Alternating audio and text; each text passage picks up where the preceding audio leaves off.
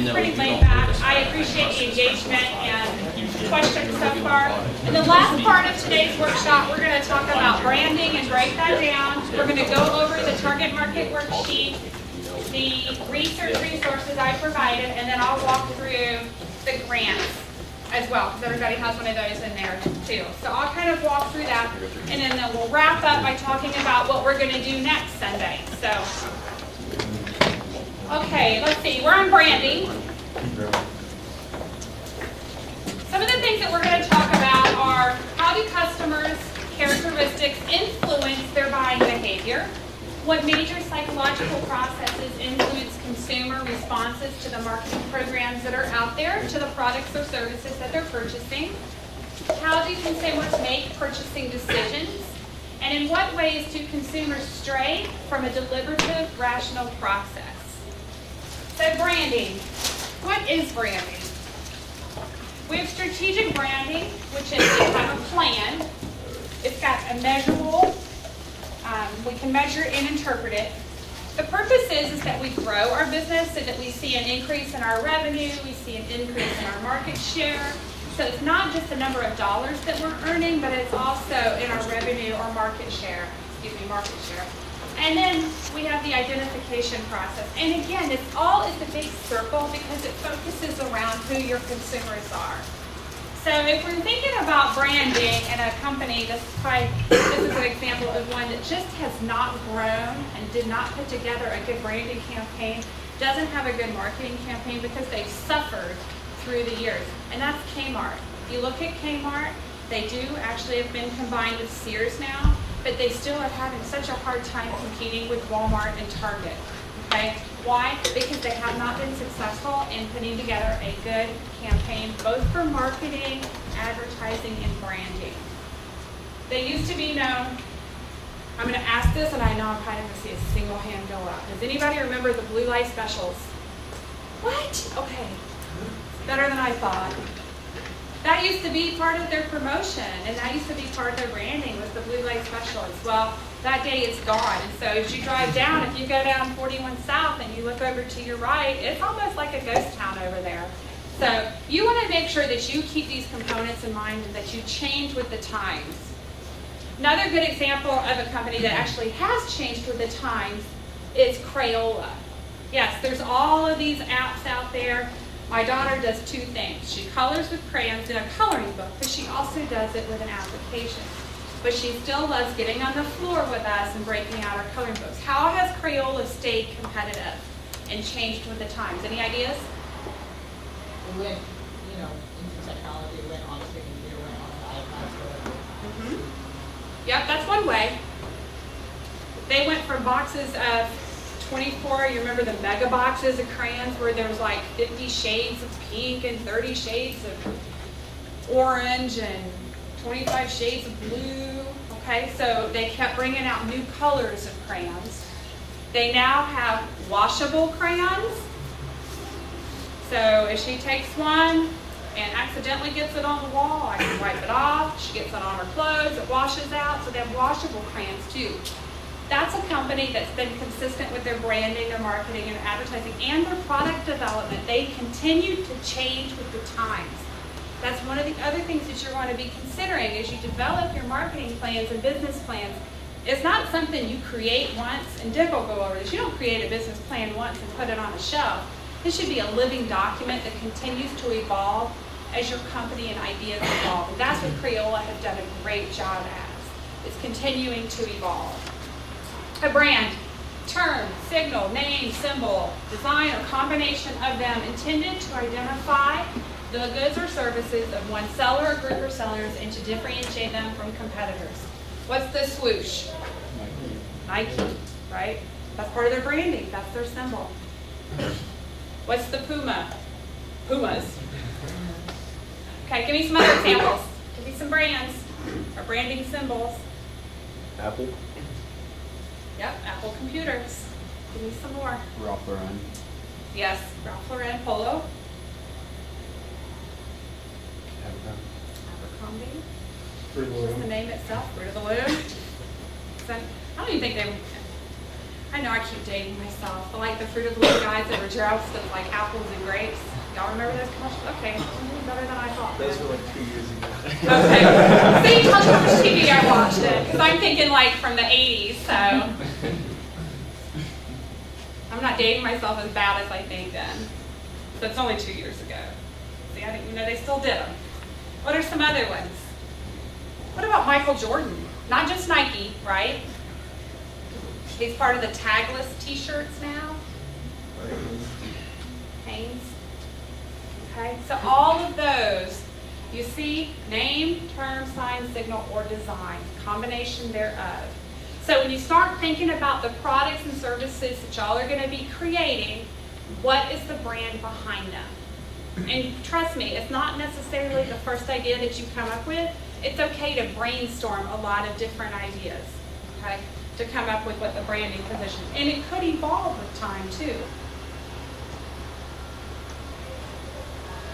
Okay, role of brands. Here, and Dick had mentioned it earlier, the benefits. What are the benefits to the consumer? There's a difference between features and benefits. Okay, so for example, working at a radio station, maybe you know somebody that sells radio advertising, and the radio station says, I've got a 100,000 watt signal. That 100,000 watt signal, is that a feature or a benefit? Feature. Okay, you're right, it's a feature. What do you think the benefit is to the consumer or to the person that's advertising? Reach more people. Absolutely, you have a greater audience. 100,000 watts is the biggest, bless you, is the biggest that you can get for a radio station. So if you've got 100,000 watts, you're reaching all the way to Indianapolis, you're going way into Illinois. So you've got a huge market that you could potentially reach with your radio station. So that advertiser is getting a greater chance to reach more people and to have a greater marketing share. Brands, identify the source or the maker. It simplifies the decision-making process and it reduces the risk. When you become a well-known brand, people are associate you with a level of quality. You had mentioned Ralph Lauren, you had mentioned Apple, you mentioned Abercrombie and Nike, Hanes, Fruit of the Loom. All of those have a reduced risk because they're so well known that people already know who they are and the type of quality that they have. What are our roles? Simplify product handling, protect our unique features, create loyalty, and establish barriers to entry. How easy do you think it is to launch a new company like Hanes or Fruit of the Loom into that market space? It's going to be really hard. Why do you think it's so hard? Everything's well established already. Everything's already well established. They have consumer loyalty. The barrier to entry, right now you have to have the product, you would have to have a substantial amount of money to even think about entering into that market, okay? So the cost to enter is the barrier to entry. Their history, their customer loyalty, they've got unique features now with all of the different product lines. It's not just like Hanes isn't just men's anymore, they have women's too. So they've got a full product line with unique features. Makes it really hard for a competitor to come in. Creating the difference between the products. When you start thinking of, this is a cleaning product, you've got, if you can think of it, how many people buy cleaning like laundry detergent? What colors? This is green. What product is associated? Gain. That's right.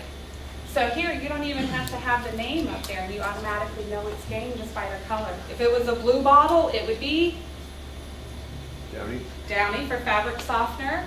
If it was orange, it would be Tide. So you don't even have to have the name up there. Their brand is already associated with the colors of their bottles.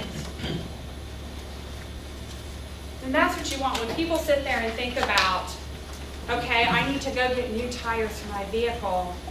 Goodyear pops into my mind. So you want people to associate what your product or service is with your brand. You want to have what's called top of mind recognition. You want them to have, you want your product to be the first thing they think about. Brand equity, the added value endowed on products and services because of the brand. So that name alone, the name of Nike, the name of Ralph Lauren, the name of Hanes, Fruit of the Loom, any other brand that's out there, your vehicle brands, all of those names carry a value, Apple, the name itself has a value associated with it. It's worth a significant amount, not just to the company and the revenue base, but to all the consumers because of the quality that's associated with those products. Customer-based brand equity. Differences in consumer response is based upon how much they know about a brand. And it's also based on their perceptions, preferences, and behaviors. So we've talked a lot about the vehicles and the brands that are there. So brand knowledge, how much knowledge do they have about those different types? My family, we're a Chevy, GM, those are the types of vehicles that we buy. There's perceptions that we have behaviors, there's a history with us, we've got a good amount of brand knowledge. What are some other things that you can think of, other products and services that you're familiar with their brand and how they would influence consumer perceptions? It could be something we've talked about today or one of your own experiences. Throw me a brand out there. Something. Sprint. Sprint? Yeah. Okay, I thought you said spring. I was like, spring? It's not here yet. All right, Sprint. All right, what's the perception of Sprint? What is their reach like? Can you get access if you're in a rural part of the country? Do you still have access to Sprint? What's their perception? Talk to me about. They're pretty well known for like their rugged work phones. Okay, so construction, durability, so that's their perception. So if I'm in an industry that has a need for that, then I'm going to maybe look to them because their cell phones are going to be more durable. They won't crack or break as easily. What about, talking about cell phones, what about Verizon and AT&T? You guys see the commercial with the map? What's the perception? Who has more coverage? No, that's what they say. That's what the map says, right? Okay. What about preferences? You see a lot of people with iPhones. Why is that? User-friendly. They're user-friendly. What's the perception? It's the new technology. People like it, not just because they're user-friendly, but it's the new trending thing. I think I heard that the iPhone 6 comes out September, maybe? Okay. What behaviors? What do you think I mean by behaviors? Repeated purchases. Yeah, absolutely. How loyal are they is one aspect of it. Are they going to refer people to you? That's part of the behaviors. Okay, we're looking here, she's got dishwashing detergent. So what is another, for example, if I am going to purchase this, what's my behavior look like? Do I have a dishwasher? I have a dishwasher for that type of detergent? Probably not. Maybe I'm hand washing my dishes, or maybe I have some dishes that I have to hand wash and some that I don't. So my behavior, so for example, if I look at me personally, I do have a dishwasher, but I still buy detergent because I have a small amount every day that I can't put in the dishwasher. Some of my daughter's stuff, okay? So I buy maybe one bottle every 3 months, okay? Whereas my dishwashing tabs that go in the dishwasher, I buy those every month. So that's my behavior pattern, is how frequently I buy things, okay? So it's what my household utilizes as my behavior pattern. So go ahead, jump in.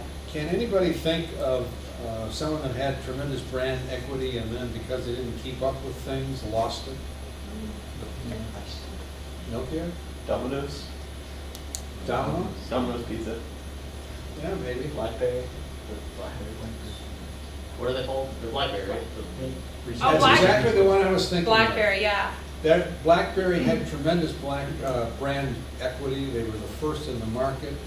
It almost became a word like Kleenex. You had your BlackBerry. And they lost it because they didn't keep up with what was developing in the marketplace, the kind of technology that was developing. And even though Apple wasn't first, they destroyed it. BlackBerry is really in trouble. I think they were bought out recently. Yes, I think that's right. So, and it's off the subject a little bit, but you don't necessarily have to be first into the market if you do it better. It's a little more dangerous if you're not first, but you don't necessarily need to be first if you have better technology and better strategies, and Apple proved that. There's also a company, forgive me if I get this wrong, I want to say that it was Xerox. They first started with faxes and photocopying, and they've now evolved into a lot of different types of printers. So they've had to continuously evolve, just to kind of complement what Dick said, they've had to continuously evolve with the time. Kleenex is another one. Kleenex is synonymous with any type of tissue, but Kleenex also has had to evolve with like the lotions and the tissues and things like that, facial tissues. So you have to continue to evolve to stay in front of your consumers and with that market share. So he's got a great point there. You don't have to be the first, but you've got to keep that brand equity, and you've got to evolve with your consumer demands. Okay. What the brand must be and do for consumers. So this is really where you're talking about what are your promises to consumers and how are you going to deliver those. So we think a lot about like Jeeps and Hummers when you think of rugged terrain and going out and enjoying that. It could be four-wheeling or whatever. I know there's a course up in Northwest Indy, up by Maryville, I believe, and Crown Point, that's specifically designed for rugged outdoor vehicles. And it's got rocks and hills and all kinds of things so people can go and enjoy that. So what is the brand and what must it do? This is where those individuals that have those vehicles go and play. That's where they can go and utilize all of the accessories of those vehicles. What are some other brands that you can think of that have specific needs for consumers? I've got an iPad, for example, and what it must do for me is it must be able to download the applications that I can use both for myself at work, because I have to share. During the day, that iPad is not mine. I'll tell you right now. There's a little 2-year-old toddling around with it, right? So it must be able to handle both my workload and her applications as well.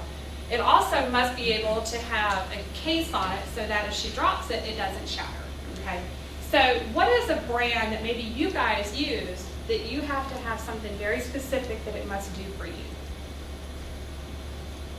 Could be a vehicle purchase, it could be an application that you've purchased recently, it could be something for your car, your home, Our vacation. laptops. Okay, Our what does it laptops. have to have to make A it? lot of stuff. I mean, programs for every course that we have to take. Okay, so that's a really good example. If it doesn't have those, what good is it to you? How many different, does it have to have a certain memory or a certain, help me here, I'm not technology, you guys. So it has to have a certain memory or capability when you purchase it? Okay, so if it doesn't have that, it's no good to you. What are some other examples? Okay. No, go, I'm gonna, first second, go ahead. Okay. I'll just say, just going back to cell phones, like every device we have, any type of carry-on device, everything's sort of being integrated into the phone. So if the phone doesn't have one of those things, so cameras, watches, iPods, everything's being integrated into the phone, everything that we carry with you. So if it doesn't have any of those core carry with you features, it's not even useful. Yep, that's a great point. And I know I recently just upgraded my phone to the Samsung Galaxy Note from an iPhone, and it's got a better camera. I can have all of my work emails, my personal emails all loaded in there, all of my iTunes, everything. It's a great point. Oh, yeah, I just recently bought a sewing machine, so I went through that process of like, I thought it has like 32 different stitches. I was gonna say, they're so advanced now. Yeah, I didn't get like the really fancy one, but like you can get computerized one, and that's just like what you're doing, you know, if you're a quilter, if it's for clothing. Oh, yeah. You know, Because so. he's actually got a client that's Wabash Valley Fabrics up here that does that, and Yeah. I didn't realize how advanced they were. My mom said that she just had the old one with like the pedal on the side, and I was blown away to see how advanced they are. Yeah, you can spend more than 10 grand on a sewing machine now. And it probably has more computing power than the old IBM 360 Model 30 punch card computers of years ago, just in that little sewing machine. So. Amazing. But I mean, if you think about it, every purchase that you make, from the alarm clock that you may or may not use, to your cell phone, to your vehicle, those products and services, they have to do something specific for you. So it's even a service. It could be going to get your hair cut, it could be going to dinner, whatever. It has to have a specific purpose. So you want to make sure that that brand and that company fulfills that service and obligation for you. All right, This basically is kind of the dynamics pyramid. So it kind of builds upon to where's the weakest relationship that we have as consumers to really where our loyalty is. So you've got a presence. Do they even know about you? Okay, it's not even how much they know about you, it's just, can they even know who you are? Are you even out there in the marketplace? And this goes into your advertising and promotion, so your marketing mix. Does it give me something relevant? Okay, what does it do for me? What does it offer? Performance, how does it deliver? Is it a good quality product or service? Does it have something better than the others? So, the advantage. How are you differentiating yourself from your competition? We talked about Chick-fil-A earlier. There's a lot of different fast food places out there. It's something different because it's chicken and it's also a lot of times for customer service, okay? So how to differentiate yourself from others? What are the advantages, okay? And your loyalty really comes in when nothing else beats it. So in your consumer's eyes, you're the best that there is. Nothing else can beat it, okay? Strongest relationship, just creating a presence, letting people know about you, all the way to your customer loyalty, which is where your strongest relationship is. Your repeat customers, how loyal they are to you, and that they feel that there's no exchange anywhere else, okay? And again, it's service and product based. It doesn't have to be one or the other. So creating that customer loyalty takes place when we talk about those target markets. It takes place with those target markets, okay? And again, here we are. Who are you? What meaning, or what are you? What about you? And what about you and me? So again, this is really creating that relationship with your potential customers, okay? So here, there's just really that awareness that takes place, all right? So they kind of know who you are, but they really don't know what you do, anything else about you other than a name. Points of parity and difference. How are you different than your competitors? What is unique about you? Positive, accessible reactions. And then intense, active loyalty. So let's think about this for a second. What are some companies or products and services that you guys have recently purchased or consumed that you feel like that you're very loyal to, that you would only go to that product or service again? Starbucks. Love Starbucks. And really think about it. What is Starbucks' competition out there? Not really. There's a couple local shops, like, we got Java Hope up here, but as far as a nationwide chain, there's really not any major competition. And they also do programs like Pay Ahead, Pay It Forward, Day of Kindness, so they do a lot of that too. It's a good example. What are some others? You guys don't consume anything? Knowledge. Yeah, They knowledge. consume knowledge. I don't want to take a test next to you guys. I saw somebody with their math worksheet. It looked like Chinese to me. Yeah, I was actually talking to Ethan. I'm like, I'm in business school, like that's all I know. So talking technology is really, talked about another language, that's another language to me. I don't speak it very well. But let's think about, from a business perspective and the products that you guys do, what are some things that you're really loyal to? Push light? What is it? Push light? Bush Light? That's just because you're in college right now. It'll change. I promise. I promise. It'll evolve. If it doesn't, see me in a few years. Okay, so I think about intense loyalty. My husband works in the fire department in Clinton. So recently, Clinton is about 15-20 minutes north of here in Vermilion County. And recently they received the approval from City Council to obtain a new fire truck.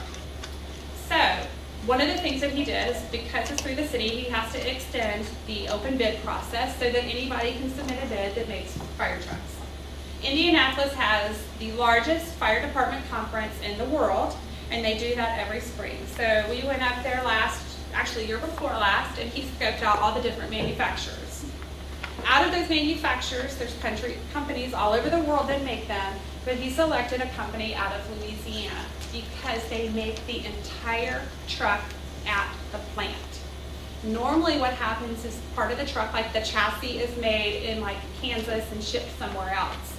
They make the entire thing there. After having conversations with the plant owner, who graduated from LSU, started the plant, it's called Ferrara. He still owns it to this day. He comes in and does lunch with everybody there every day. He had a lot of loyalty with this plant, and he decided that that's who was going to do it.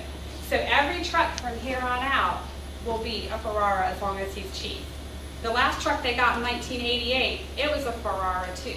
So he's got a lot of loyalty to them because of their manufacturing process, because they keep everything in sight. People stay late and work on the trucks even though they're not getting paid because of the work environment that's created there, okay? So give me something else besides Starbucks that you guys feel like you're really loyal to. And Busch Light. Craftsman, Craftsman, good tools, why? warranties. Yeah, they always stand behind their tools, okay?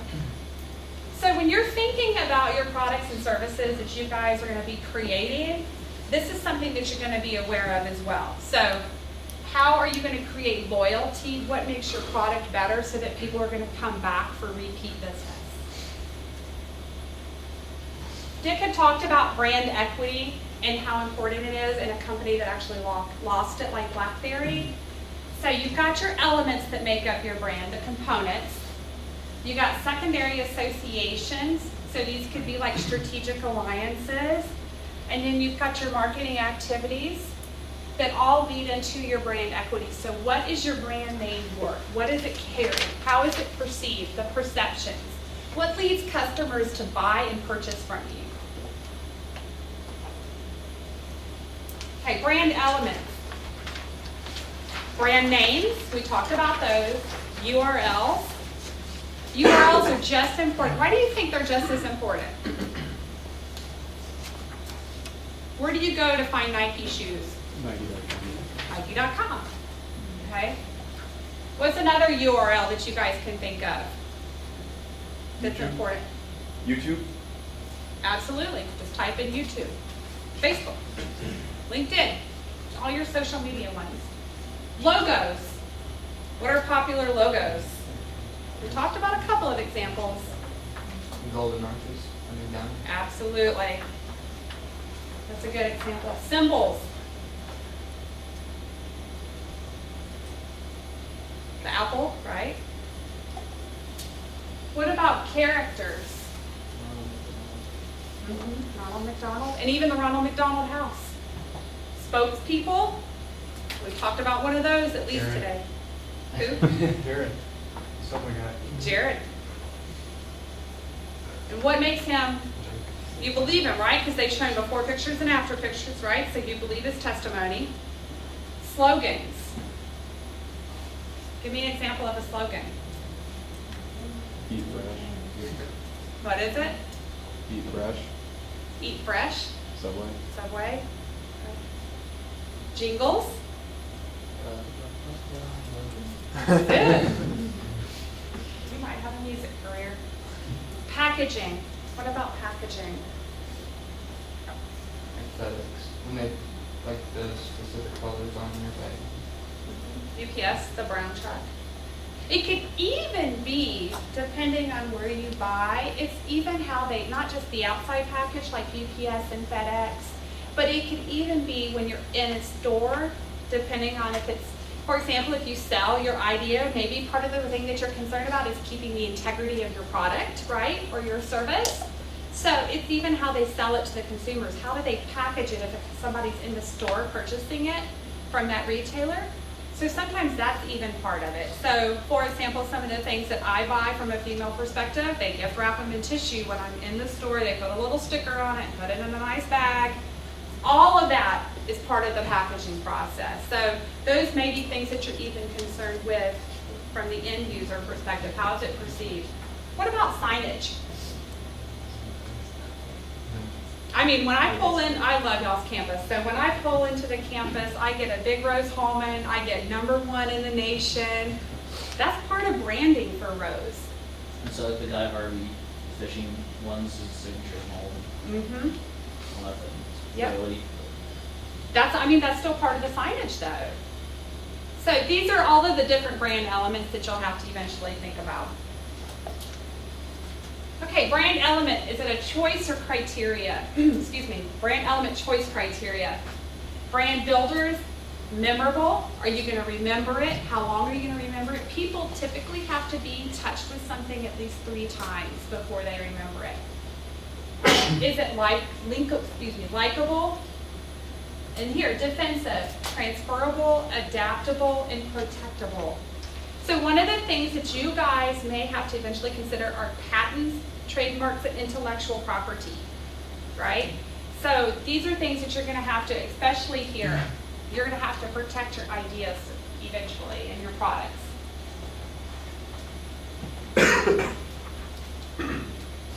Okay, developing brand elements. What was the name of that cookie called? Again, people have to remember, see it, hear it, get touched, usually 3 times before it starts to sink in. They normally don't even remember where they heard it, saw it, read it, anything. They just remember that they know about it. How descriptive were you in it, and how persuasive were you to get your customers or consumers to recall it? There was a commercial I saw, actually it was in a mall, and it was an elevator, and there was a big glass of milk, right, at the bottom of the elevator. Guess what was on the elevator? An Oreo cookie. Every time the Oreo cookie came up and down the elevator, it dipped into the milk. Great marketing campaign. That's awesome. People remembered it. Okay, Oreo did a great job with that. And it's very inexpensive because all they had to do was put milk on the bottom of the elevator, put it on the glass, and they had a cookie go up and down. It's a great campaign form. People remembered it, and it's really inexpensive. Holistic marketing activities. These are just some of the different ways that it happens. Word of mouth. We had talked a little bit before lunch about the grassroots. Word of mouth. Grassroots is basically telling somebody that you heard about it, and that's how word spread. I recently learned of Snapchat because my babysitter, I didn't know about it until then. You asked me if I heard about it just because of her. And so I had no idea what it was. And I learned today that it was spread through word of mouth. That's how people learned about Snapchat. Observation and then interactions with the company. Is your experience with the company good or bad? I'm sure that somebody has had a bad experience when they've gone out to eat, right? Bad customer service, bad food, whatever the case is, okay? Those are holistic marketing activities. How is that experience? Secondary associations. Geographic regions, other brands that may influence that brand, character, spokespeople, and sporting events.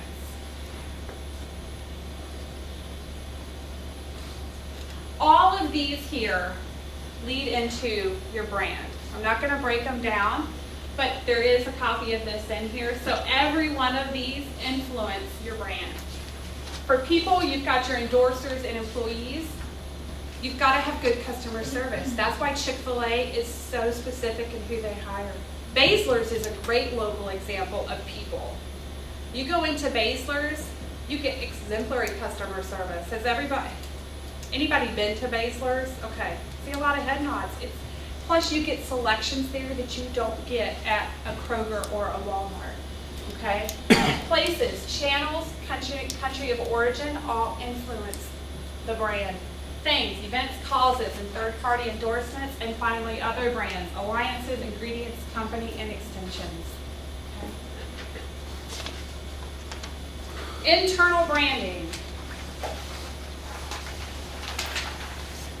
I almost feel like I should have had 4 hours to do this, but I'm not going to keep you guys that long. Okay, so internal branding, you've got a brand promise, and then you've got your employees and your partners. How do you think internal branding impacts the company's brand? Any ideas? How do employees impact a brand?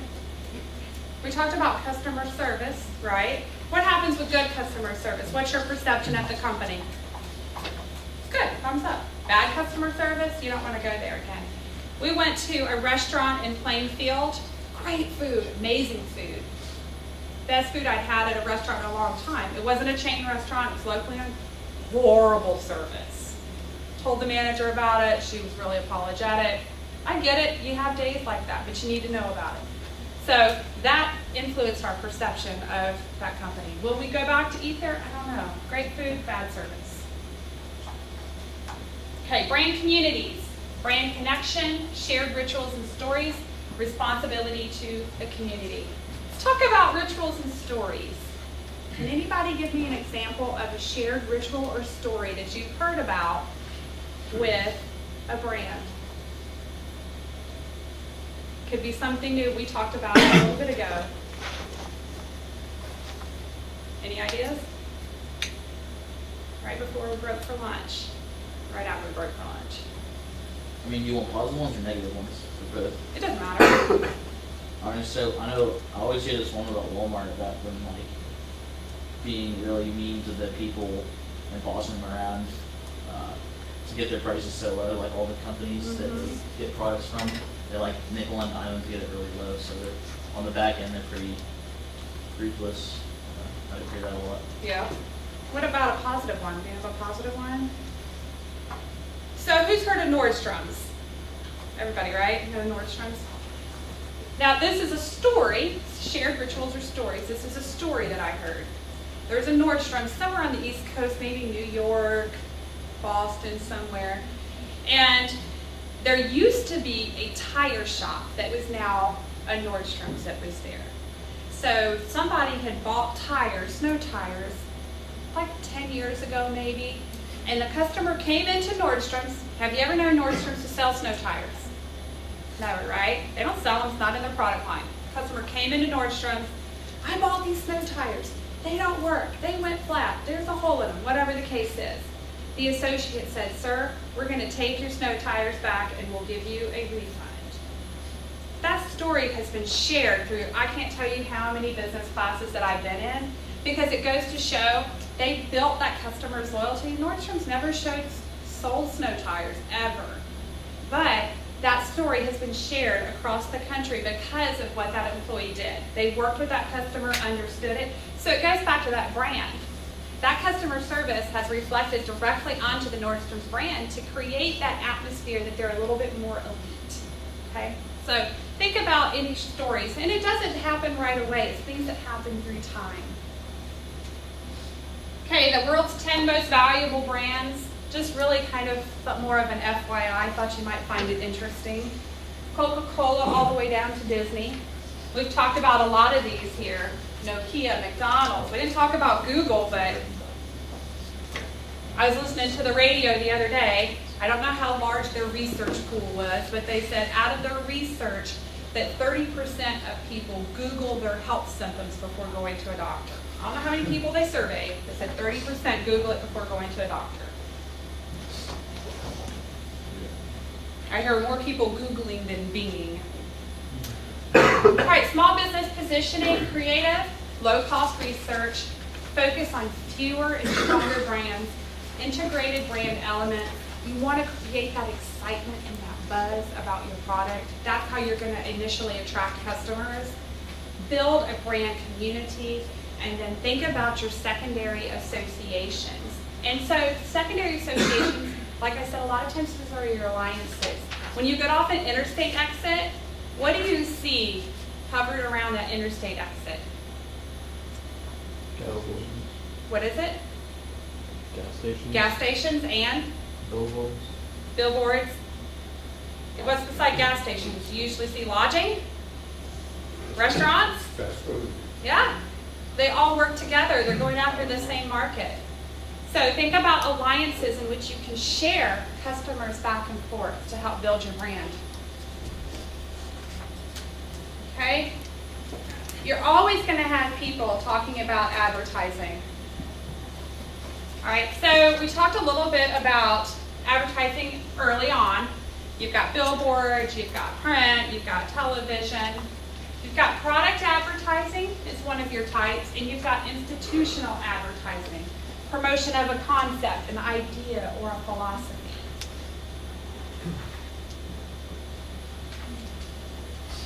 Some of the different objectives, and I'm kind of running through because we're starting to run out of time. Objectives of advertising is informative. You are there to share the initial idea of a demand for your good, service, idea, cause. So you've got a specific purpose that you're communicating at.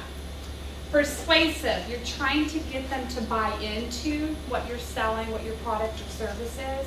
So you're trying to sell some of the benefits of why they should be purchasing this from you. Reminder, right now is tax time. So you turn on the television, you turn on the radio, you hear all kinds of advertisements for tax companies here, whether it's H&R Block or Jackson Hewitt or whoever. Reminder advertising. Hey, don't forget, you see it around holidays. So when you're thinking about your product or service and you work on a marketing plan, one of the things that comes with that is a marketing calendar. There's going to be different times that you have to ramp up. There's other times that you're consistent, but you have to be constantly out there to create that branding and advertising piece. And then advertisers coordinate advertising objectives within the product stage of your life cycle. What do you think I mean by a product stage of life cycle? If all the iPhone 5s are getting to the point where it might start to break or something, come out the iPhone 6. Yes. Every iPhones, I mean, we're on 6 now. There was like what, was there a 5 and a 5S or a 4 and a 4S? Okay, so those are different stages of the life cycle. So there was the 4, then there was the 4S, and the 5, and the 5S. So a product has basically 4 stages of a life cycle. There's kind of the growth all the way through the maturity and then the decline.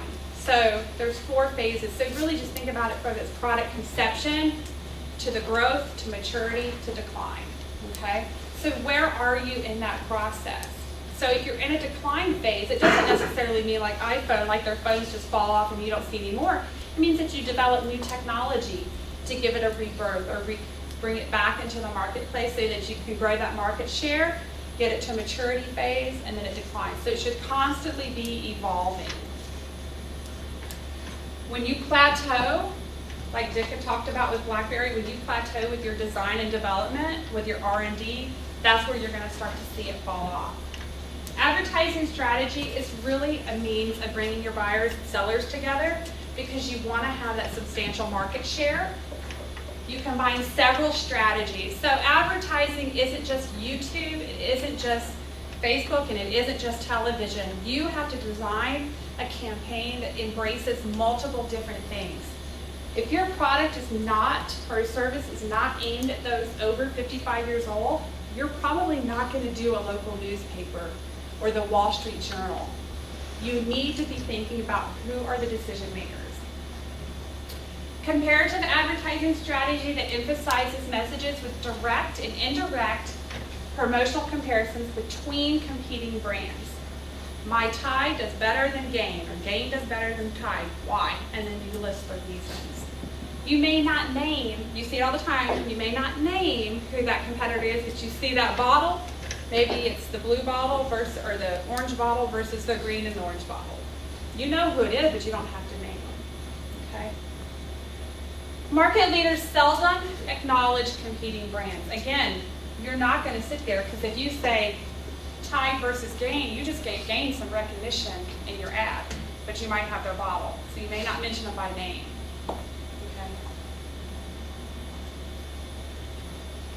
Retail advertising, again, this is retail through stores that sell goods and services. Cooperative advertising, a strategy in which a retailer shares advertising costs with a manufacturer.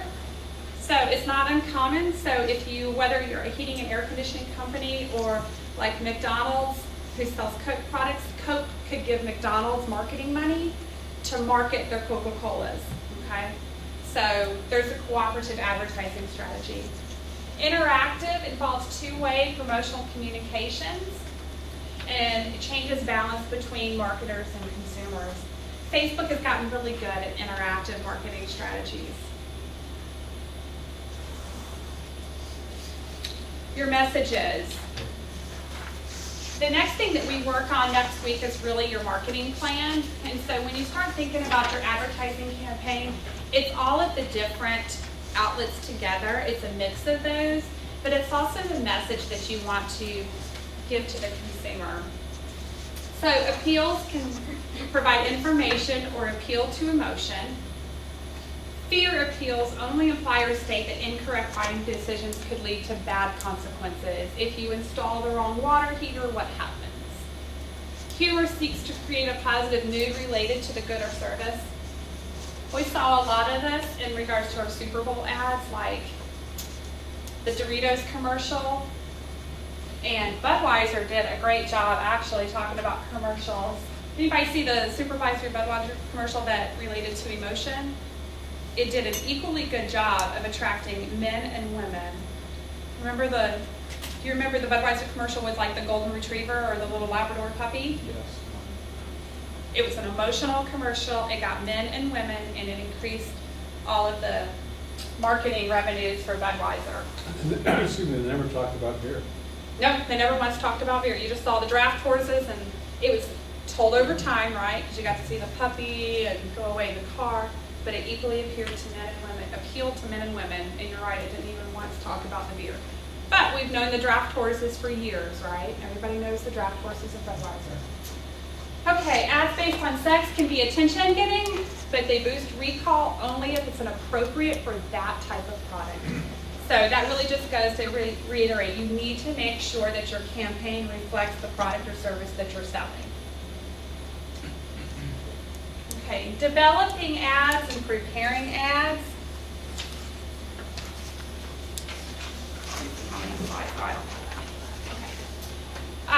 You want to make sure that you gain attention. Nobody wants to watch a commercial that puts you to sleep. Inform and or persuade, that's the whole purpose, is what is the consumer learning about your product or service? After an idea conception, an ad must be redefined through a rough sketch to finish the layout. So really the first ad that you develop is not going to be the final one you watch. You want to make sure that you proofread it, but involve other people in the idea that you're creating your marketing plan and advertising campaign, because you want to make sure that your thought process is very thorough and that it has all the necessary components that it should. In addition, when you involve other people, make sure they're outside of your circle, because I know, of course, my friends and I, we have similar thought processes. So we want to make sure I get a nice, unbiased opinion. All right, creating interactive ads, make them lively and engaging content, use games or advert games. Banners are the most common form. Pop-ups are annoying.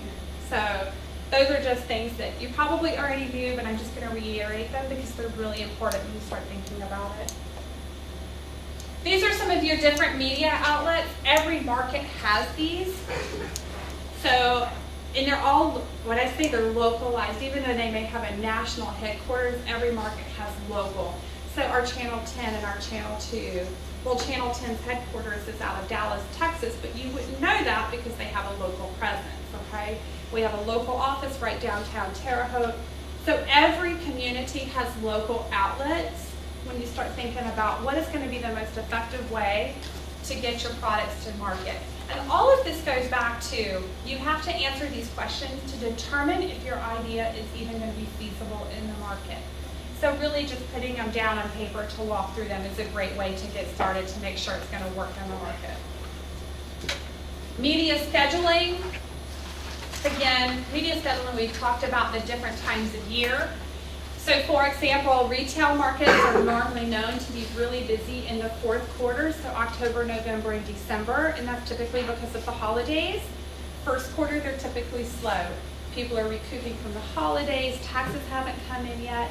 So you really have to think about what is the life, and this goes back to your life cycle, right? Life cycle of your product, how does it go with what the consumer behavior is, so that you can determine when you need to ramp up any type of advertising endeavors. It all interrelates. I talked about measurements and talked about you must be touched at least 3 times. Why? The reach. How many people are you reaching? The frequency. Minimum of exposures of 3 times is recommended. And again, people are not going to remember. You could do social media, you can do television and radio. I would be surprised if they remember where they heard you. Most people just don't remember that. They just know they heard or saw you somewhere, okay? And then your growth rating point is the product of the reach and the times of frequency. This is really just a media term, but if you want to know how that's determined, if you get into manufacturing, producing, selling your product, or you become a small business owner, these are things that you may have to encounter and consider. The effectiveness, media research, really you want to know the best way to spend your dollars. If you are trying to promote, like you talked about an application earlier, it's not going to be in a newspaper. It's just the wrong audience, okay? The message, what are you trying to share with your consumers? Pre-testing. A lot of times if you're doing something nationwide, you can test a couple of markets. And so you'll see movies a lot of times released in major markets because they're testing to see how successful they're going to be if they do it nationwide. And then post-testing, determining how effective your campaign was. And there's ways to track as well, but they're outside of typically asking them on a questionnaire, where did you hear this from? And it goes back into those growth rating points. Some of the other ways you can track, though, if you have banners, click-throughs, view-through, which is a measure of response over time, impressions, how many times a week is an ad seen. Somebody had mentioned billboards earlier. What are things that you see by the interstate exit? Those billboards have an extremely high impression rate because of all the traffic that goes by them, okay? In those billboards, even though you may have saw it in Terre Haute, Indiana, maybe you don't stop until you're in Cincinnati, Ohio, but you still remember that billboard, that still counts as an impression. And then the hits, the user request for a file. Okay, I've got 10 minutes before I jump into the target market worksheet. Do you guys have any questions about the content so far today? Okay. So in your packet, you're going to find 3 things in addition, well, 3 handouts in addition. You do see a work schedule in there for our seminars that are coming up and some general information about us. What I want to give you is here you'll see a grants handout. You should see it. If you don't see it, let me know. And I can email these files to Aaron if anybody wants them electronically. So normally Dick and I don't really distribute information on grants, but because you guys are such a unique group, because you have products that you're developing and ideas that are being generated, you might actually be eligible for grant funding. Normally grant funding goes to educational research and nonprofit institutions, but research, we've got clients, I had a client that was working on a specialized wheelchair, and it was a really different product, and they received grant funding for the research of it. So the research is really going to be where you might be applicable for the grant. So I wanted to at least provide you some of the websites that you can find grants at as you get further into your development phase. And again, that would probably be for the research. It's not going to be for the business model, marketing, anything like that. It'll be to help you put together prototypes and things of that nature. Okay, the other thing that you're going to see is helpful websites. And these helpful websites, some of them have interesting articles for your industries that you might be thinking about going into. Demographics will be available as well through here. And again, Dick and I have a lot of resources that we subscribe to at a state level that we can assist you with also on individual. But this can help get you started with some of the different demographics that you may need to think about for your consumers. And then finally, you have a target market worksheet. And so the reason this is included is because next week we really start breaking down the marketing plan and the components of that. And we're going to be working on some of that in the seminar. So I wanted to give you guys, you don't have to do this for next week, it's completely optional. It's really just a brainstorming tool. So you go through, who do you think your customers are? Okay, what ages are they? Are they male or female? Okay, what does their lifestyle look like? So for example, you could have 2 people making $70,000 a year. But one of them could be blue collar and one of them could be white collar. They're going to spend their money in 2 very different ways. So start thinking about who the potential users of your products and services are and start kind of jotting down these ideas. There should be a C in projected for a projected size of the market.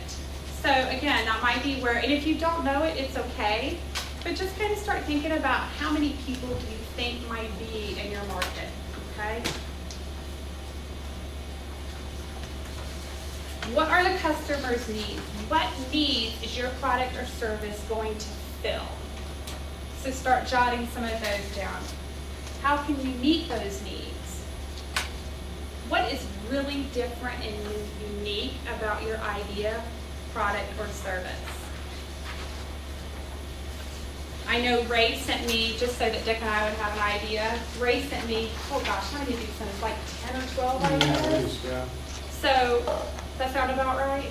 Yeah, like 10 or 12 different ideas. So you really want to see. They may not all be viable. This is a good way to test to see if it's even going to work, okay? And just because it doesn't work now doesn't mean in 5 years it can't. Maybe the market's just not there yet, okay? So these are just tools to help you start thinking about that. Think about who your competition might be. And location right now isn't really of huge importance. Just really jot down who they are. Because they could be global competitors, okay? Or they could be here, you know, domestically. So think about who your competition might be. What products and services do they offer? Methods of distribution. How do they get their products out? Do they use wholesalers, retailers? What's their process for distribution? Think about the image. What does their packaging look like? Their pricing structure. How is it priced? Does it appear to be too high, too low? Does it appear to be market average? Okay. What is their business history? That a lot of times you can just go look on their website. How long have they been in business? There's normally like an About Us link that you can look and see. So just kind of scope that out as well. If you can get the information on market share, great. Strengths and weaknesses, you guys will probably know that. What do they do really good? What do they do really bad? Maybe it's customer service. Maybe their product goes back to the needs. What is your product and service going to fill the need of that theirs doesn't? Okay, so what do they do good and what do they do bad? All right, the next phase, right now we're going to leave this blank because this is all about location. And this is further as you get into the business plan. So this is really like, are you going to have a location to manufacture it? Are you going to sell the idea? So right now, we're not going to worry about that. We are going to worry about the first page, front and back. So if you guys have an opportunity to fill that in, that'll help us next week. If not, not a big deal. We can still walk through it, okay? Any questions? You guys stayed awake, so thank you. Just fall asleep on a Sunday afternoon. Okay, so next week we dive into marketing and planning, and we break that down, and then that's next Sunday, and then Dick has the last 2 Saturdays, and you go over financial planning, forecasting, as well as business planning. So, okay, and then again, our emails are up here, so if you guys have questions, they're on both sides of the board. Please feel free to email us. We're both accessible, and let us know what questions you have, okay? All right, thank you guys for coming. I appreciate it.